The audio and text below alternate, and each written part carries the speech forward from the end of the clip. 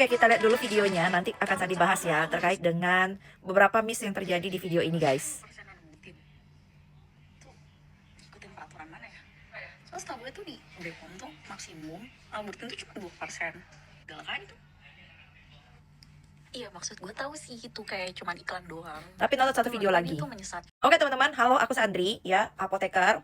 Dan yang pastinya terkait dengan ini memang sudah ada ya guys. Ini regulasi yang terdapat di Eropa, teman-teman. Memang untuk di Eropa itu punya pembatasan terkait dengan penggunaan pada serum itu 2%, tetapi untuk body atau body lotion untuk alpha-arbutin itu ada di 0,5%. Dan lagi, ini di Eropa. Oke, Sandri sedikit mengingatkan lagi, ini adalah salah satu video Sandri sudah membahas terkait dengan masalah alpha-arbutin itu bisa berubah menjadi hidroquinone dengan apa. Jadi kalian nonton atau kalian bikin searching di kepalanya itu alpha-arbutin APT Sandri ya. Nah, nanti di situ dijelaskan. Ini adalah peraturan lama BPOM terkait ini ya guys, adanya sertifikasi. Ya, sertifikasi. Jadi setiap ada produk yang ada alpha-arbutinnya itu harus mencantumkan uji stabilitas dan juga yang kedua membuktikan COA-nya atau sertifikasi membuktikan bahwasanya dia benar-benar adalah alpha-arbutin dan tidak tercemar. Ini adalah sedikit penjelasan dari Sandi terkait dengan alpha-arbutin itu kenapa bisa berubah menjadi hidroquinone. Karena terjadinya permasalahan hidrolisis oleh bakteri, kulit manusia pun juga bisa. Kalian nonton aja lah, kayak video itu udah lengkap semua Sandi jelaskan secara gamblang. Itu tanggal 20 bulan 10 tahun 2024, 1 tahun yang lalu. Menurut Sandi tercengang adalah dia bilang katanya produk tersebut ilegal. Ilegal itu masih bertanda tanya Sandi, apakah dia mengerti apa itu produk palsu, produk ilegal, dan substandar? Soalnya Sandi lihat di profil dia ini, dia adalah apoteker formulator gitu kan guys. Sandi, atau sebelumnya dia nggak bertanya gitu pada teman-temannya yang QA, atau yang terkait dengan regulasi gitu, tahu nggak perubahannya? Karena 2019 itu sudah tidak berlaku lagi peraturannya. Masalahnya adalah dia bilang ilegal, tapi di BPOM aja udah ada izin edarnya. Gimana tuh? Dia tidak memahami apa arti produk palsu, produk ilegal, dan substandar. Nah, ini adalah contoh yang namanya produk palsu ya guys. Anjir gue. Kalian nonton aja lah dulu. Gak ada yang bisa di stitch yang tentang 10% alpha-arbutin itu.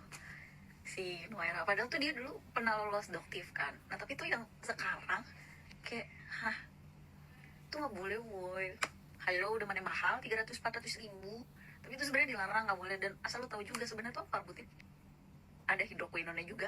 Bahkan di Cina itu sebenarnya tuh pernah ada kasus alpha-arbutin tercemar hidroquinone atau dicampur. Makanya kalau dari BPOM, semua yang mengandung alpha-arbutin tuh wajib uji hidroquinone. Itu karena pernah terjadi kasus pencemaran. Jadi ingredientsnya sendiri tuh tercemar sama hidroquinone. Mungkin kamu sebagai formulator atau orang R&D, rasa saya mungkin akan membaca jurnal ini juga ya. Tapi jurnal ini kan menunjukkan tidak ada hasil yang signifikan toh. Uji in vitronya juga, in vivonya juga nggak ada, masih diperdebatkan. Tapi kita tetap menjaga resiko. Resiko itu terjadi dengan cara apa? pH-nya atau bentuk dari arbutinnya itu kan berbeda lagi. Bisa jadi golongan yang ester atau golongan glikosid yang agak sedikit tidak mudah untuk terhidrolisis atau berubah menjadi hidroquinone. Atau bisa jadi formulasi dengan pengawetnya, ya kan? Dan eksipien atau bahan tambahannya diubah. Meminimalisir terjadinya secara enzimatik dan mikrobakterial lah. Juga kan, kemasan kan pastilah dengan alpha-arbutin itu kan kita harus menghindari yang ada kontaminasi. Ya, ini menjadi salah satu kontroversi teman-teman. Tetap ya, karena ini sering sekali terjadi, takutnya adalah oknum-oknum sih. Oknum-oknumnya ya bisa jadi, ya memang dia memasukkan hidroquinone di dalamnya.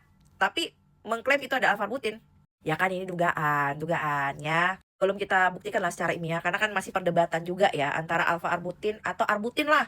Mau alpha-arbutin atau beta-arbutin tuh ya. Yang bisa berubah menjadi hidroquinone dengan cara ya hidrolisis dengan beberapa enzimatis lah. Oke lah ya guys, segitu aja dari Sandi. Terima kasih buat teman-teman semuanya. Intinya adalah yang nggak ada masalah. BPOM pun tidak melarang. Kan udah ada izin edarnya. Kalau melarang, izin edar nggak akan keluar guys. Nah, yang menjadi pertanyaan Sandri, berarti yang si kawan kita itu tadi apa belum update sih sebenarnya ya. Baca lagi dan update lagi ya teman-teman, atau tanya bagian divisi lain. Kamu kan formulator, kan ada bagian divisi lain, tanya dong aturan-aturan baru atau bagian regulatori. Oke, itu aja, terima kasih, salam apotek Sandi. Jangan lupa komen, like, and share.